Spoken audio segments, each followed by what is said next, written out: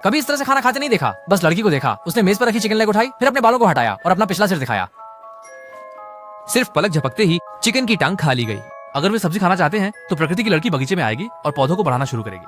जैसे ही वे खेत की सब्जियों पर ध्यान केंद्रित करते हैं, ये पल भर में सैकड़ों गुना बढ़ जाती है। हाँ, प्राकृतिक महिला की अलौकिक शक्ति वस्तुओं को अनंत तक बढ़ा सकती है। मजबूत लड़की के सहयोग से गाजर भी आसानी से जमीन से बाहर निकाल दी गई और इस तरह रसोई में भेज दी गई।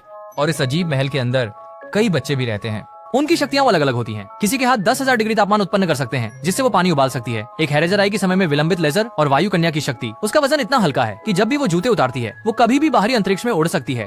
और इस महल की मालकिन का नाम मिस पेट है। उनकी क्षमता न केवल समय को नियंत्रित करने की है, बल्कि वे समय पक्षी में भी परिवर्तित हो सकती हैं। अदृश्य राक्षस से शिकार होने से बचने के लिए वे एक साथ समय की चक्रवर्ती महल में रहते हैं और हमेशा 1943 के किसी दिन में जीवित रहते हैं। इसलिए वे कभी बड़े नहीं होते।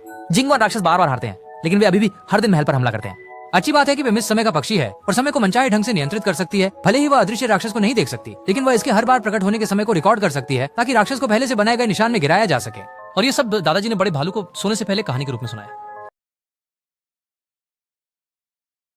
इस समय एक विशालकाय राक्षस पीछे से उभर आया, जिससे डरे हुए दशंग ने तुरंत दौड़ लगा दी और सीधे एक गुफा में भाग गया, जिसका उसे अंदाजा नहीं था कि वह समय चक्र को पार करके 1943 के किले में पहुंच जाएगा। उसने कहानी में वर्णित पेई मैडम को देखा और वहां के जीवन